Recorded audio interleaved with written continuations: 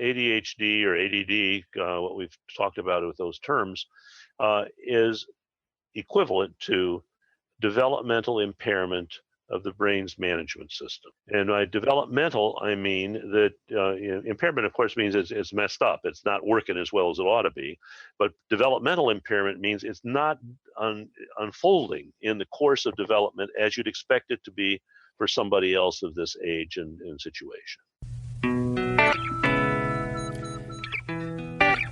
ADHD Rewired, episode 113. This is the show designed to help those of us who have really good intentions and a slightly wandering attention.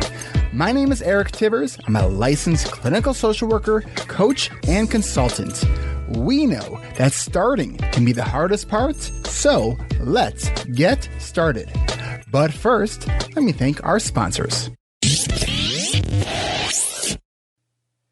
Today's podcast is brought to you by the man, the myth, the legend, the one and only Tom Nardone. Go to tomnardone.net to read his blog, listen to his podcast, The Tom Nardone Show, and absolutely order your copy of Chasing Kites.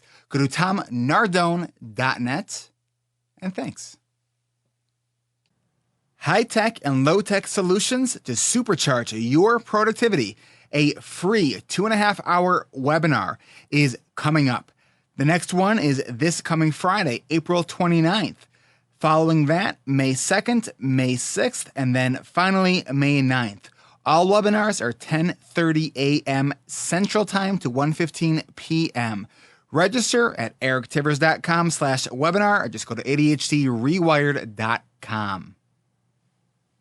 If you would like to supercharge your productivity, feel less overwhelmed, and more in control of your life and your goals, let me know you're interested in the next ADHD Rewired coaching and accountability group. It will be here before you know it. Go to coachingrewired.com to learn more and to schedule your free 20-minute consultation with me. That's coachingrewired.com.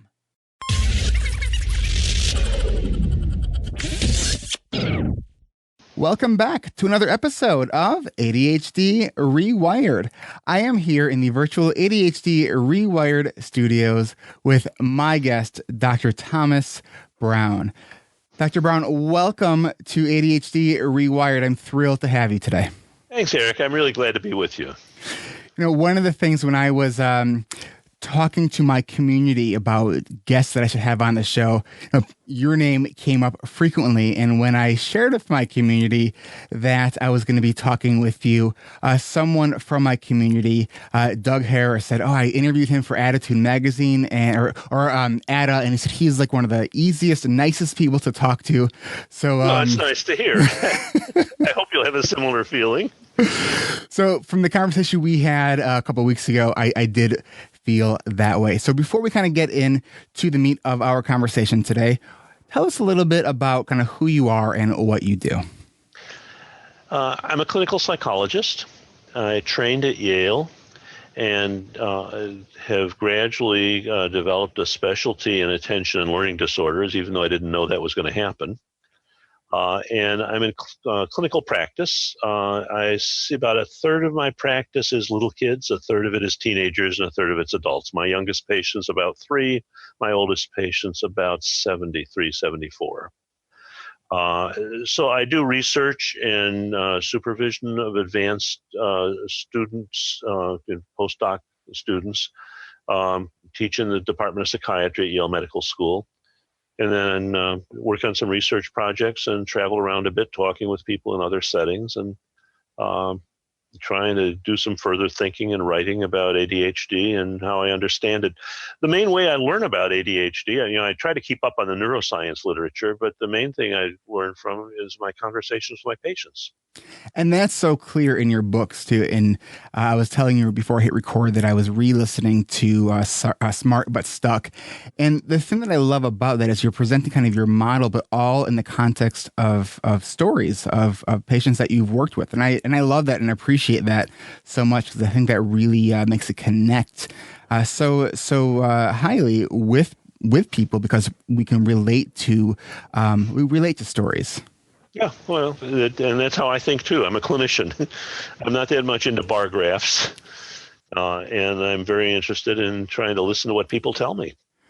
And even though I've been at this for a long time, every person I meet has a different story and something more that I can learn from them. One of the stories that you share in your book, and I've heard you talk about in your keynote presentation, has to do with cookies and accountability. Yeah. Would you start with that? Because I love that. Sure. This is a story I have used often to talk about how our motivation to do things depends a lot on the context in which we're operating and who you're with and what you're doing. And the story is about a situation which occurred when my wife and I were on a transatlantic flight. And we were going across fortunately, we were in the business class rather than in the cheap seats, which is where we more often ride. And the situation was that there's a luxury item in this particular airline, I think it was American, where at a certain point in the flight, they bake chocolate chip cookies in the galley of the plane. And so you're sitting there and you can smell these cookies just permeating the whole cabin atmosphere, which is very nice for the people who are in first class and business class because you get offered a cookie. The people who are in the back of the bus on the cheap seats, they get to smell them, but they don't get to have any, which That's is cruel. One of the great inequities of the situation. But the situation for me was that I was smelling these cookies and thinking, geez, those smell good. I'd really like to have a cookie about now. And at the same time, I'd been on a diet for a number of weeks, and I'd lost a little bit of weight, not a lot, but a few pounds. And I was feeling like, well, that's a good thing. I need to keep that going. And so I was thinking, well, damn, I'm probably going to have to say no to this as much as I'd like to have it. And my wife was with me, and she had been functioning sort of as the food police for me. She did it in a nice way, but, like, do you really need that? Or you've been doing so well lately, or isn't that enough for now? And I figured that she would probably be quick to point out to me that the chocolate chip cookie, could be the beginning of a slippery slope in terms of eating on the trip that we were on. And so I was sort of resigned to passing by the cookies, and then I glanced over to my side and saw that she was asleep. And meanwhile, the flight attendants coming down the aisle with these plates of cookies and offering them to each of us. And I was torn briefly between my wish to continue my diet and do the right thing in terms of trying to continue to lose some weight, and the fact that the cookies smelled very good. And they then, flight attendant offered it to me and said, would you like a cookie? And I said, yes, thank you very much. And can you give me another one for my wife who's asleep? And then, of course, I promptly ate both cookies and then got myself quickly to the galley with the plates that had the cookie crumb evidence, so I wouldn't have to discuss this with my wife right away. And we had a good laugh about it later, but I certainly wasn't going to bother her with that information when she awakened. I love that story. That's so good. That's so good. I think the thing that I think about with that story is that I think it really is true that if she had been awake, I would have felt pretty good about turning down the cookie. Yeah. There was a part of me that really did want to not have the cookie, even though there was this other part of me that very much wanted to have that cookie. And which way I flipped on that one was very much determined by her state of wakefulness. And I think that the motivation for most of us is often strongly contingent upon what the circumstances are in which we find ourselves. And we're with and what we're thinking about. Yeah, and that's so true too. I had developed this kind of model for kind of productivity called the TRIP model, which stands for timers, reminders, inputs, and processes. And I recently revised that just in the last week or two. It's now a TRIP, and that A is accountability, because we know what to do, but sometimes without a supportive partner or a supportive group of people that say, yeah, we're all in this kind of together, the circumstances changed based on kind of who's watching. It happened a lot. And, one of the things that's kind of interesting related to that is a lot of people that I see who struggle with ADD talk about how sometimes they've got a task, like they're trying to clean the clutter out of a particular room, or they've got some paperwork task that they need to do, and they're wanting to get it done, but when they're trying to do it by themselves, there's always one more thing they feel like they've got to do first. Yes. And often that one thing leads to another, and it just doesn't happen. And many people have told me that when they're in a situation like that, if they have someone else with them, even if the person is doing nothing related to the task that they're trying to accomplish, just sitting there reading a magazine or the newspaper, just being in the presence of another person who knows that you have this goal that you're trying to accomplish, makes them more inclined to do it. And there are many students I see. I was talking with a student just yesterday who was talking about how difficult it was for him to get his homework done when he was working at home, and how much difference it made to him when he would go to the school library.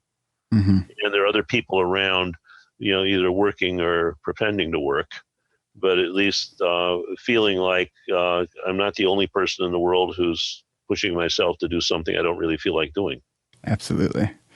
So one of the things I've heard you say in your presentations, and I think when I saw you present, it was a couple of years ago, I had tweeted this because I thought it was awesome.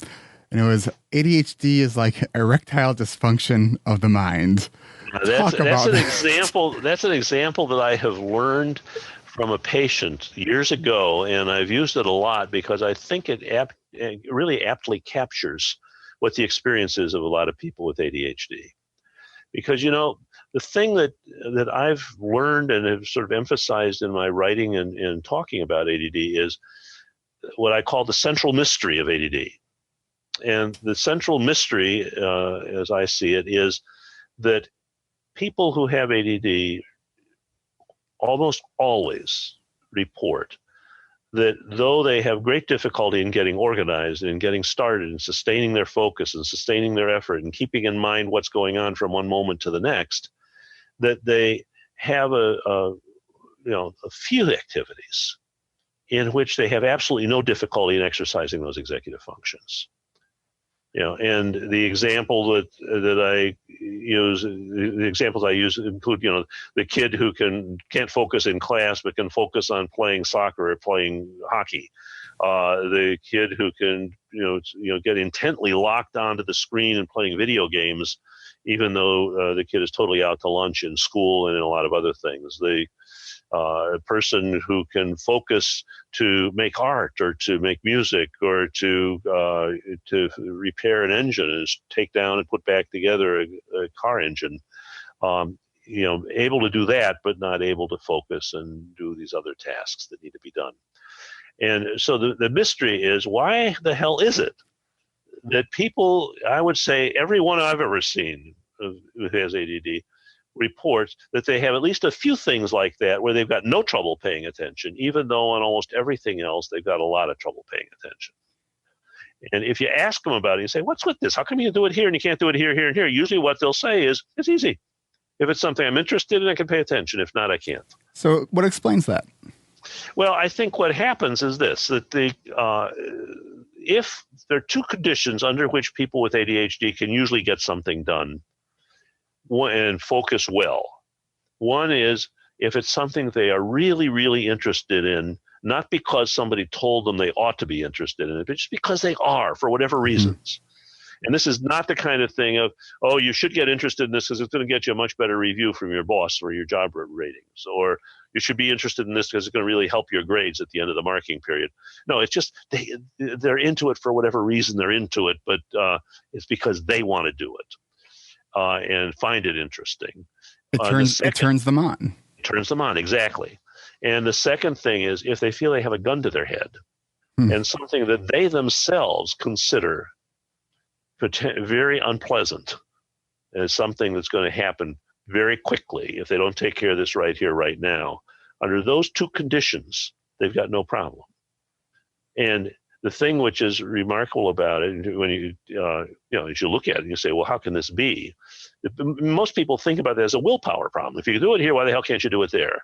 As though somehow there is something called willpower that a person just musters up and makes it happen. And that's the thing that this erectile dysfunction example addresses. Because I had this patient who came in and said, I've got a sexual example for you for what it's like to have ADD. He said, having ADD is like having erectile dysfunction of the mind. If the task you're trying to do is something that turns you on, you're up for it and you can perform. But if the task you're trying to do is not something that's intrinsically interesting, if it doesn't turn you on, you can't get it up. If you can't get it up, you're not going to be able to perform. And in that situation, it doesn't matter how much you may say to yourself, I need to, I really ought to, I should. You can't make it happen because it's simply not a willpower kind of thing.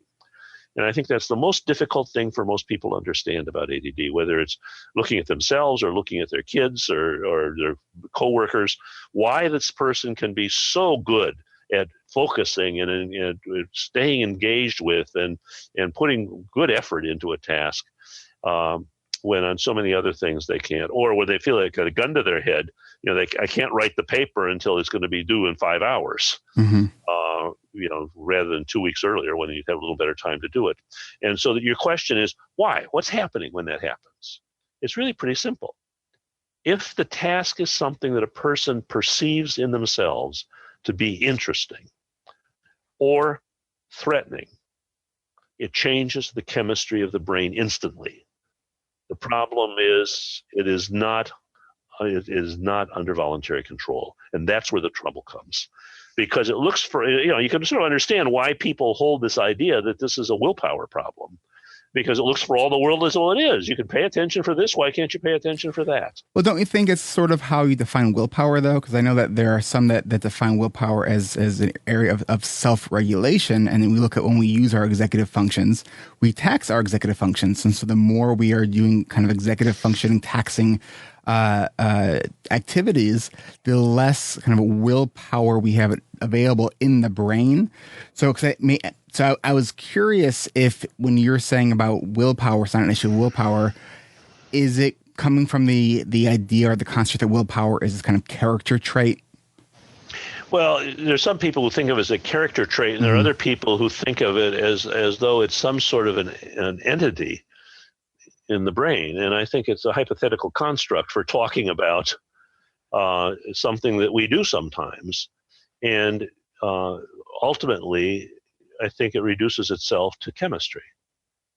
That when it's a combination of the individual's perception of the situation, and what is interesting to one person may be totally boring to somebody else, and what is threatening to one person might be matter of indifference to somebody else. For example, I just was recently talking yesterday with a mother who could not understand why her kid wasn't getting really engaged about trying to get a couple of assignments done because the marking period was soon going to be closing.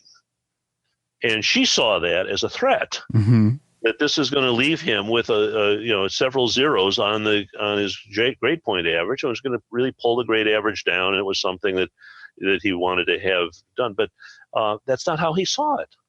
He saw it as these were 3 assignments that were a pain in the ass. They were overdue. He wasn't going to get full credit for them anyhow. And the fact is that when the report cards came out, it was probably not going to be very good. So why bother? It's a matter of who's doing the perceiving, who's appraising this. So it's really the role of emotions in well, that's very much the positive and negative. Yeah, and that the emotions are built on our own perception, not simply on what people tell us we ought to be feeling about something. So share with us what your kind of working definition is of ADHD. Well, the model that first of all, if I'm going to define it in just sort of a phrase, I think you can write an equation that says ADHD or ADD, what we've talked about with those terms, is equivalent to developmental impairment of the brain's management system, its executive function. Mm-hmm. And by developmental, I mean that impairment, of course, means it's messed up. It's not working as well as it ought to be. But developmental impairment means it's not unfolding in the course of development as you'd expect it to be for somebody else of this age and situation. And I think it's important to recognize that there are other ways in which executive function can become impaired. There's some people where their executive function is pretty well developed, and then they have a motor vehicle accident, smash their head against the windshield, and there's a lot of swelling in the brain, and so it depends on where the swelling is, they may lose executive function. If somebody develops Alzheimer's disease, they're likely to have as one of their early symptoms the impairments that are associated with this cluster of things we call executive function. If somebody has a stroke, depends on where it is, but executive function may be one of the first things that goes. So there are ways, but in the case of the accident, the stroke, the Alzheimer's, typically those people have had reasonably adequate executive function to begin with for their age. Mm-hmm. And now there's tissue damage to the brain, which has caused it to happen. Whereas the developmental impairment is saying it hasn't unfolded in the way you'd expect it to. So what do you look at when you talk about executive functions? What are those primary areas in people with ADHD that you identify as marked impairment in executive functioning? Okay, well, there are basically 6 different labels or clusters of things that I think about. One is being able to get organized and get started. Mm-hmm. Which is really a motivation question. Is a person going to be able to get cranked up to do something that they feel like they want to do or should do, and actually get going on it? And the opposite of that, of course, is the person who procrastinates an awful lot or who can't prioritize tasks, that everything seems equally important. Mm-hmm. The other thing would be being able to focus and shift focus. I think about it not as the focus that you have to do when you're holding a camera still to take a still picture, but more like focus on your driving, where you're integrating a number of different things you're doing, but in the service of keeping in mind that you want to keep this car on the road and get it to a certain destination without hitting something or somebody else, or not being hit by someone else and not getting picked up by the cops. But it's also the opposite of that would be for somebody who either is diffuse all the time. They're constantly sort of looking around, thinking about, talking about, shifting all over the place, so they can't focus.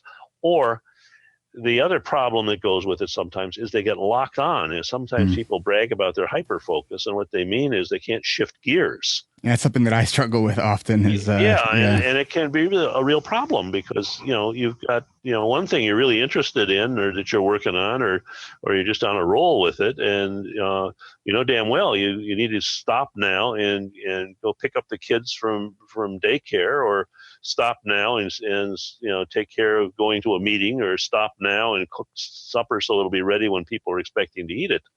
And that ability to shift focus is something which is often a part of the impairment of that. So let me ask you about that in particularly.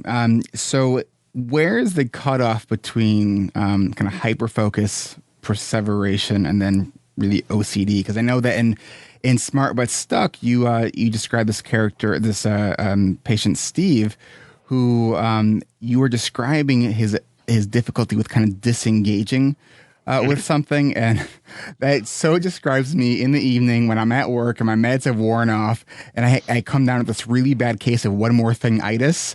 Yeah. And the way you're describing it, I was thinking, man, that sounds more almost like what you're describing as OCD versus just getting stuck. Well, how do you separate the difference? Well, actually, that's an interesting question, Eric, because and I think it's worthwhile noting that the boundaries between ADD and other disorders are not rigid, really. These are sort of clusters of symptoms. Mm-hmm. And Theodore Banaszewski in Europe put a sentence in one of the papers they wrote. He said, some of the differences between ADD and other disorders are quantitative rather than qualitative, which is simply to say sometimes you have, take, for example, moodiness. There's a certain amount of moodiness that I think most of us would agree is characteristic of many people with ADD. And then there's a line someplace that we draw saying, well, this is enough moodiness that this is really sounding much more like bipolar disorder. And it's sort of an arbitrary point where you draw the line. The same thing is true of problems with focus, that, there's a certain amount of difficulty in shifting focus where you'd say, well, yeah, that's a little more than most people, but it's not all that big a deal. It's not really messing them up that much. Whereas there's some other situations where you say, this is happening a lot in a lot of different situations, and it's really jeopardizing the person's ability to do their job, or it's making a lot of difficulty for other people. I was talking a couple of days ago with a mother who was talking about her difficulty that she'd get going on doing some search on surfing of the net, basically, and could see that the kids were going to be coming back from their activities very shortly. Her husband was going to be coming in shortly. She had planned to have dinner available for them, and she was now eating up all of the time that she needed to prepare the meal that she had in mind. And that it wasn't something which was happening this one day because she had something super interesting, but that she routinely got stuck on that. And you'd have people coming in expecting to have a meal on the stove at least, and not a thing has been done to organize it. There's just been this computer search continued. And when she was describing it, did she say that she was aware that she needed to shift but wasn't able to? Okay, she knew that she knew she needed to shift gears, but she couldn't get herself to do it. And that's what's so frustrating. It's like, I'm so aware that I need to stop what I'm doing, and it's like the gear shifter is just stuck. It is stuck, and it's very hard. And for some people, when they're taking stimulants, if the dose is too high, or if it's just not the right medicine for them, that can make it worse. A lot of times I'll be talking with people about that they don't like taking stimulant medication, and I'll ask them why. And one guy said that I feel like I'm a workaholic on a forced vacation. That I've just got to keep doing something, or that I just get stuck in things. And so what that's doing is artificially with the medication creating a circumstance that some people have just because that's the way their brain chemistry operates. And that's an inherited tendency. So when we're looking at executive functioning, you laid out first activation, so getting started.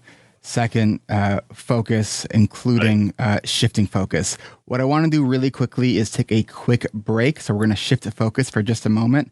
And then when we come back, I want to talk about the rest of your model of executive functioning.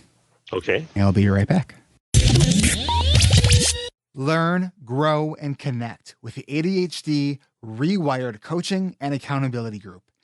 Improve your time management, planning, processing, organizing, prioritizing, and your overall productivity skills. Start the week with sharing your goals for the week. End the week reporting back on those goals. And if you're facing a specific challenge, you won't want to miss your chance to sit in the hot seat for the ADHD reWired Mastermind sessions. Imagine having 20 minutes where everyone in the group is completely focused on helping you work through one specific challenge.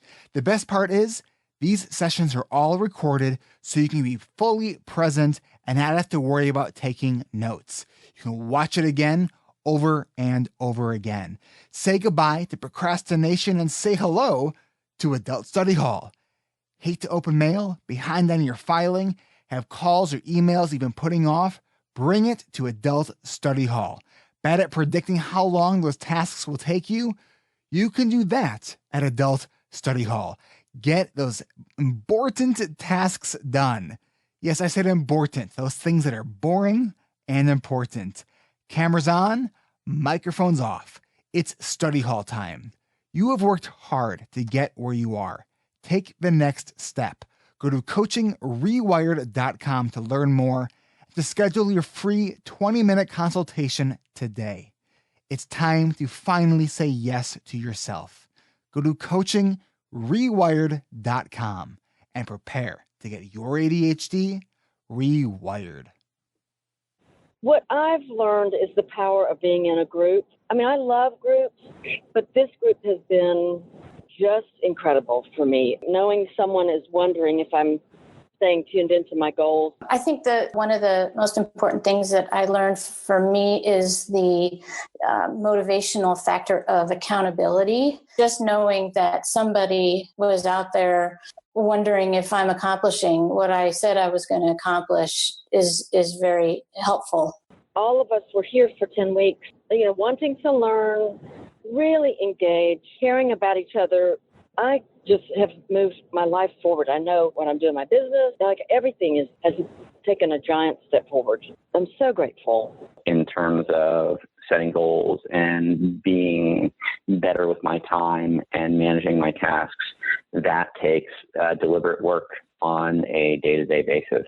I feel like my biggest learning was just, I guess, being reminded that the times in my life that I have made the most goal-directed forward motion have been the times when I have been working really hard at it. I kind of knew that, but this was my first experience really having that be facilitated. That was something I've never had be able to happen in my life. And this was the most consistent period of my life of ever trying to go after those things again and again and again. And really make explicitly setting goals and using strategies and everything, and not just trying to drift and go with the flow. Going with the flow is nice, but it's not as stress-free as you would think it would be, because you get a lot of pressure for not making any progress, and making progress feels good. Also, as a success thing, it's this is the first time I've ever done that so consistently, and also been totally okay with the number of times I fall flat on my face. And that's been awesome. The takeaway for me is the things that are important are not as boring and a little more exciting, because now I've got tools and I enjoy the process. Some things I knew were true already before I joined, but it was really reinforced here because I didn't have community really and people to talk to about it. But I'm beginning to see the picture of time a little more clearly, and I am getting lots of stuff done. Just that I'm getting something done is really huge for me, because I've just been drifting for 5 years. So I'm very grateful. Thank you, Eric. And thank you, Caroline, Teresa, Monica, Andrew, and Jane, for letting me share these clips from our last coaching session. Experience the ADHD rewired difference. Schedule your free 20-minute call with me today before this group fills up. Go to coachingrewired.com. And by the way, listen to the very end of this episode. There may be a special promo code that you might want to take advantage of. All right, let's get back to the interview with Thomas Brown.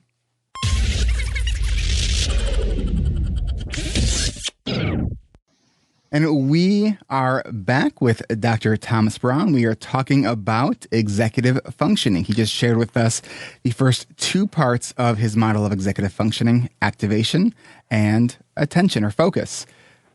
Let's continue. What's next? Third is regulating alertness and keeping up the effort to finish stuff in a reasonable time. The alertness thing is tied into sleep. That many people with ADD report that they'll say things like, often I end up staying up a lot later than I really want to or should, because I found if I try to go to bed before I'm really, really tired, I can't shut my head off. I just keep thinking of stuff. So I'll stay up late reading or watching TV or surfing the net or whatever until I'm exhausted. Then I fall asleep just fine. But the problem then is I tend to sleep like a dead person. I have a hard time resurrecting myself in the morning, regardless of how many hours I've had to sleep. And also many will complain that during the day, they're all right once they do get out of bed, as long as they're on their feet moving around or talking a lot. But if they have to sit still for very long to listen or to read or do paperwork, then the eyelids start getting kind of heavy. So that's the whole thing about difficulty falling asleep, staying asleep, waking up, and then staying alert when you need to. Getting to bed on time is my constant Everest. It's It's a it's big one such for a a lot of challenge. folks, for sure. I have this thing called the ADHD productivity sleep cycle. And so you stay up late to finish work, then you only get 5 hours of sleep. So then you are inefficient and ineffective at work. So then you have to stay up late to finish work. Yeah, and make up for it. Yeah, and the cycle goes on and on and on. Yeah. Another piece of that cluster of executive function is sustaining effort. Mm-hmm. And my favorite example of that is a university track team member was in one day, and he said, "My mind's a great sprinter, but it's a lousy distance runner. Mm-hmm. The task I've got to do is something you do quickly in one chunk, and you just go all out for it, then you're done with it, I'm fine. But if it's something where you can't do it in one quick chunk, it's a longer-term project. You have to keep chipping away at it day after day." Said that I have a lot more trouble with. And I can relate to that too, especially for things that I know from kind of that intellectual point, and in some glimpses of emotion I know is important, but if I don't keep it up, I can't keep it going. One example I'll share is that this year I've really been trying to pull my head out of the sand with dealing with the finances of my business, because I'm trying to grow with my business. And, if my kind of business kind of money strategies is my wife takes care of it. Right. And so I just don't really deal with it. But I know that if I'm going to grow, I know I can't hire somebody if I don't know if I can actually afford to hire that person. So this has been the year that I've really been trying to dedicate myself to really understanding and trying to get some level of mastery of understanding the way the ins and outs of my business work from the dollars and cents standpoint. And one of I've hired a coach. I'm actually working with another financial guy right now. And one of the things that I have found is I'll do a couple hours of working on some of this financial stuff, and it's hard work, but I'm kind of pushing through it. And then I don't visit it again for a couple of days. And then I'm like, where did I leave off? What? And then it's and the sustaining of the effort is a tough thing, and that particularly if it's not something that's super interesting to begin with, then you sort of lose track of where you were, and you got to get started all over again, and that's a big problem for a lot of folks with ADD. And then the other thing that I usually think of under this same cluster is processing speed. And it's not true for everybody with ADD, but a lot of the people I deal with, kids and adults alike, tell me that if they have to write something, and this is particularly true of expository writing, or even things as simple as writing an email sometimes, and certainly writing book reports, term papers, and dissertations and stuff like that, that they can have some really good ideas about what to write, but it takes them half of forever to get the sentences and paragraphs out on the page. And sometimes that's tied into the OCD kind of thing. Because I often will say to somebody, can you write a rough draft and then go back and finish and fix it up? And there are many people who will say, no, I've got to get the first sentence to sound perfect before I can write the second sentence. And then the second sentence has to sound perfect before I can get the third sentence going, and so on, which is a very tedious way to write a paper. But organizing and prioritizing thoughts and to get ideas out onto the page in sentences and paragraphs, that's tough, and it takes a long time for a lot of folks with ADD.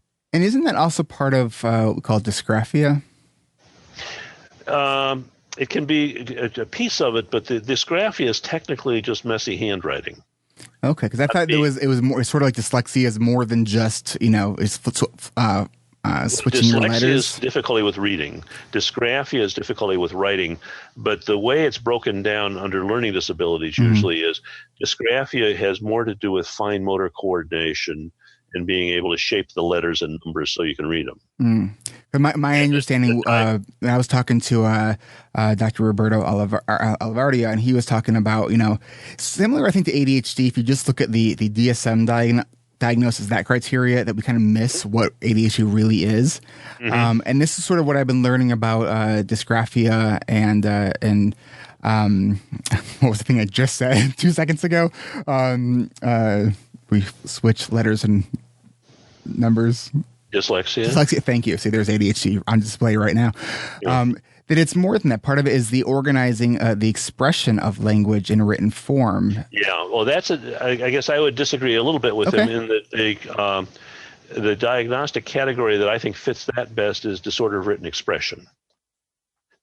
Disordered written expression is basically difficulty in getting thoughts into sentences and paragraphs and being able to organize those. And I think of dysgraphia as more of messy handwriting kind of thing. I can see why some people would run it together, but just like dyslexia, where a lot of people think of it simply as reversing sixes and nines or B's and D's, when in fact the core of that problem has to do with being able to recognize this combination of letters is, oh, it's that word.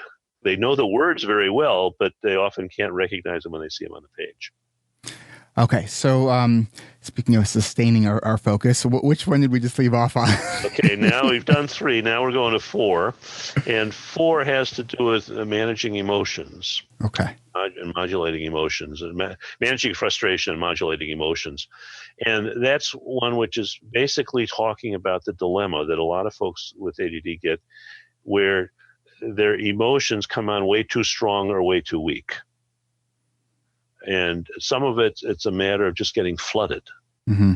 A little tiny thing, which most people on a scale of frustration from 0 to 10 would say that's a 0 or a 1, can hit them like a 7 or an 8 or a 9. And getting really pissed about some trivial thing. Usually it ends quickly, but nevertheless, it's a problem. Mm-hmm. But the same thing happens sometimes when they'll start thinking about something that might be frightening to them. And then they just get into it as though it's experiencing all the emotions you'd be having if you were actually having it happen rather than something you're thinking of what if. Mm.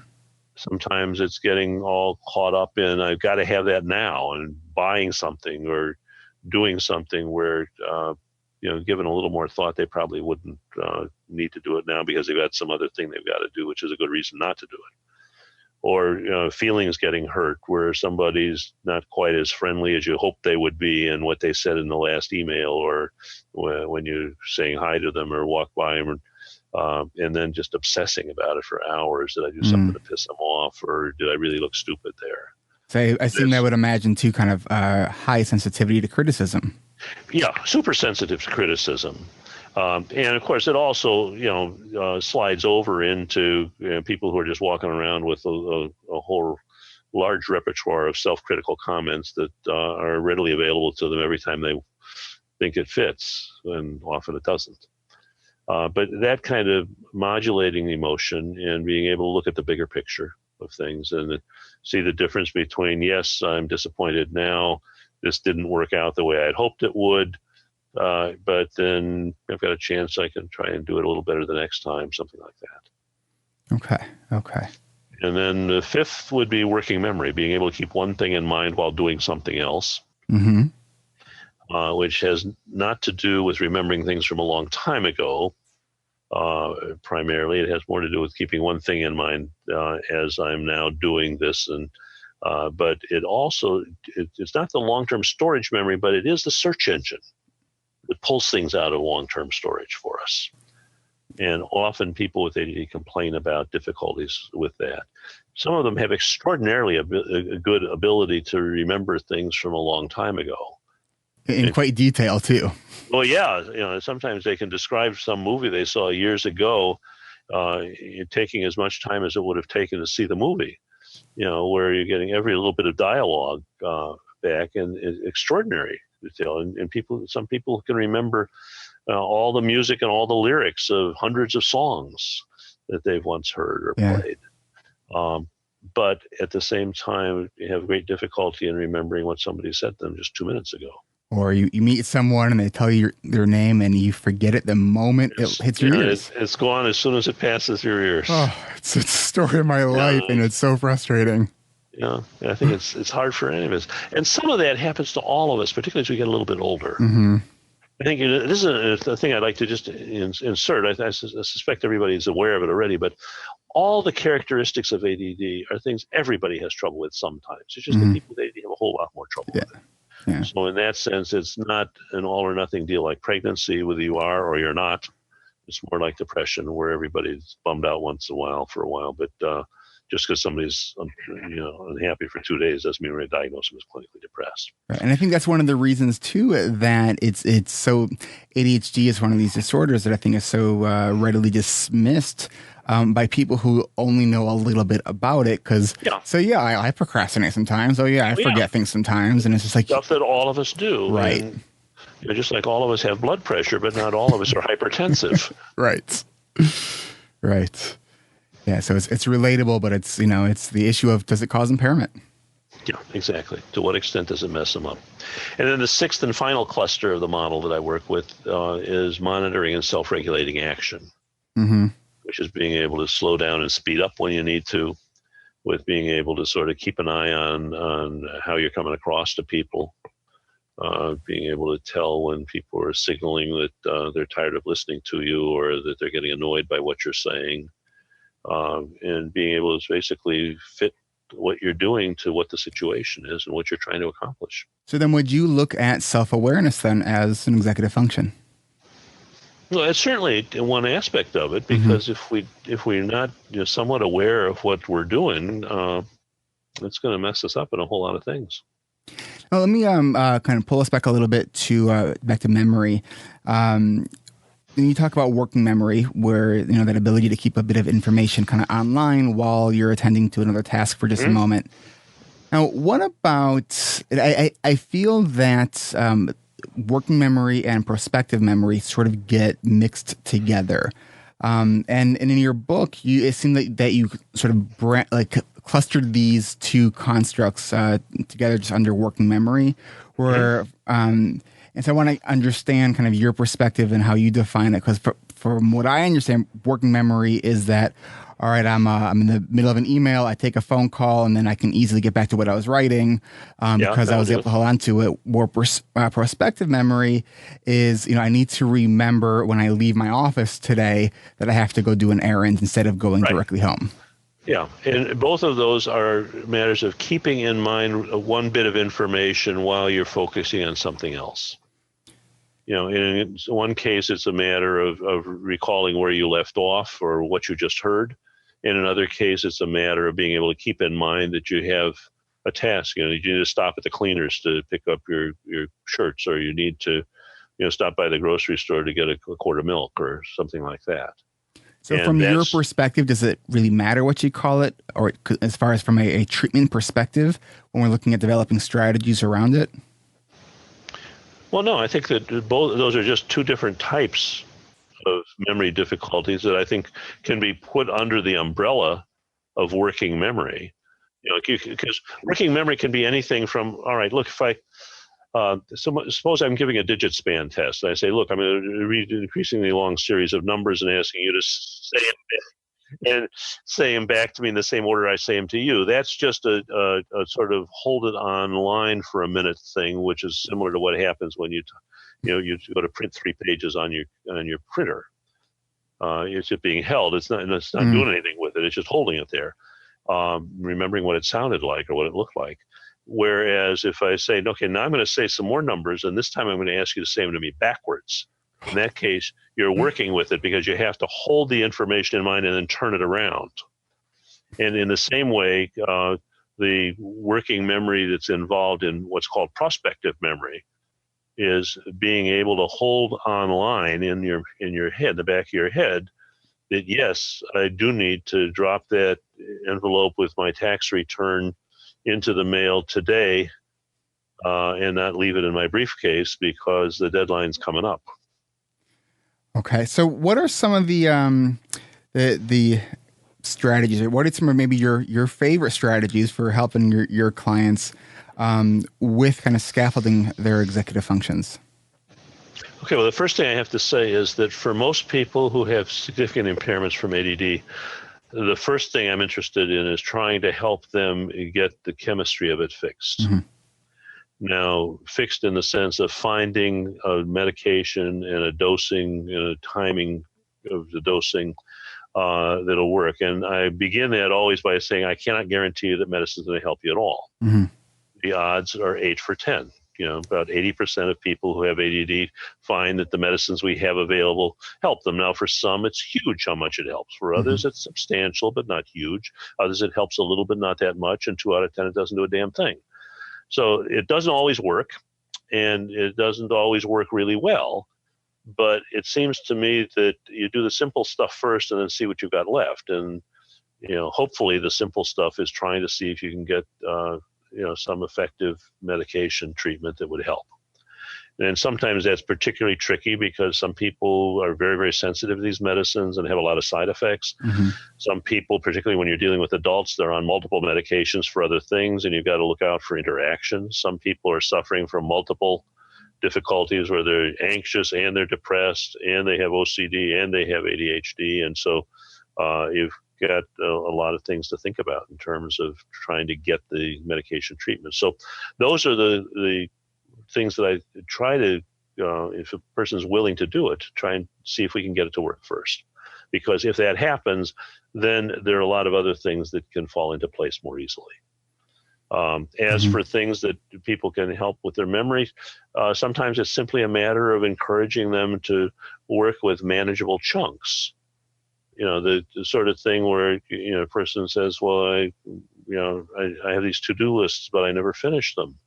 And then you ask to see the to-do list and you see they've got 35 items on it, which most people would need several weeks to complete. And they're not setting the thing up in a way that prioritizes tasks at all, between the ones that I damn well better get done today or I'm going to have a big problem on my hands, or doesn't have to be done today, but it should be done either today or tomorrow. And the stuff that, I don't want to forget about this, but it ought to be done sometime in the next couple of months. So looking at kind of setting up more realistic expectations and learning about how long things actually take. Figuring out what's the best way. Some people do well keeping their to-do lists on their phone. Some people don't do well at all. They do much better with a piece of paper. And then you've got people who will write the things out and then they never look at them. They haven't set aside a time in the day when it's going to be, okay, well, let's take a look at what needs to be done and what can I really do. And then there's the people like myself and a lot of my clients who do really well with their phone for a little while. Then they do really well with the written form of the to-do list for a little while. And so that's why I think it's really important to look at frameworks versus specific tools, because we get bored of tools, right? It's like they're fun and new and novel and shiny in the beginning. And then when the novelty wears off, sometimes you need a different strategy. Yes. So what are some of the things that you think that just the general public doesn't understand about ADHD that you really want them to understand? Well, I guess the main thing would be the one I mentioned earlier, and that is this mystery of why people who have ADD can do tasks very well that they have high interest in, even though they genuinely have great struggle in being able to do the same, almost every other task that's that they're facing that they also consider important. I think it's important for people to understand that ADHD is, at least in my mind, fundamentally a chemical problem in the brain and not primarily a problem with willpower. I think it's important for people to understand that ADD has nothing to do with how smart you are. My specialty is working with children and adults who have ADD and also high IQ, because I think very often they get blamed for having their ADD symptoms because it's assumed that if you're really smart, then you could find ways of overcoming these things. And the fact is, they're hard on themselves, and their teachers and their parents are often hard on them for that reason. Another thing that's important is to be able to recognize that not everybody has symptoms of ADHD by age 12. That there are some people who manage quite well even into junior high and high school, and then begin to have ADD symptoms that are not obvious until they meet the challenges of adulthood. And that's not so different from, you can get somebody to lie down on a table and give them an electrocardiogram, and while they're lying still, you get a perfectly clean EKG, but you put them on a treadmill and increase the resistance, and you may see some occlusion of arteries that isn't apparent until they're stressed. And some people, it's the tasks of adulthood that stress them, and you can begin to see the impairments that you couldn't see when they were in the structure of school. I think it's important to also to take a look at the fact that some of these problems persist into adulthood and are just first seen in adulthood. In our group, we've published a couple of papers over the last couple of years on women whom I had seen who were coming in at age 45, 55, reporting that they'd never had before ADHD diagnosis or even symptoms. However, now all of a sudden their working memory is not working very well. They're having difficulty getting organized, and they're having a lot of trouble doing stuff that they used to be able to do without much trouble. And after a little while, I finally caught on to the fact that what they had in common was menopause, and that their estrogen levels are dropping. And the physiology of that is that estrogen is one of the primary modulators for the release of dopamine in the female brain. And right now you're doing some research. We published 2 papers now on how many of these women who report midlife onset of executive function impairments, which often would qualify for an ADD diagnosis, except for the fact they don't have the earlier onset. Although it's not always the full syndrome, but many of them are stuck, and it really makes a lot of trouble for them in their jobs and in their daily life. And what we've demonstrated is that for many of these women, treatment with the medications we use for ADHD can make a substantial improvement. There's so much more that I would love to pick your brain about. Now, I always say that starting is the hardest part, but finishing could be a close second for wrapping things up, especially when you're having fun, which I am, because it's been a pleasure talking with you. I know that you are working with understood.org as a consultant there. Yes, which I know is a psychological consultant, and that's a website that I really would encourage people, particularly people who are teachers or parents of kids who are still in school, to look at, because it's a really impressive collection, I think, of audio and visual information, some written material, some videos that help to put in very clear language, readily understandable. It's not just for people who are, super high college graduates, but for anybody, information about various aspects of ADHD and learning disorders. And it's something I'm very proud to be affiliated with, because it's free. It's on 24/7 to understood.org, and it's a very valuable resource. And if people want to find out more about you, find your books, how they can contact you, what would be the best way that people can do that? The best place to get information about me is my website, and it's Dr.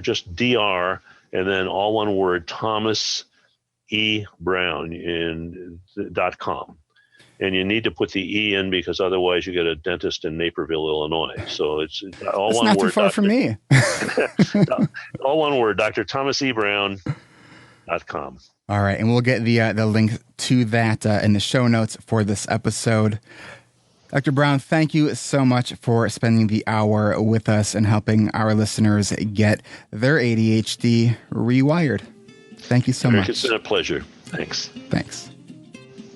Before you hear the typical announcements that you hear at the end of the podcast, those pre-recorded ones that I only change every so often, I have something special for you, the podcast listeners.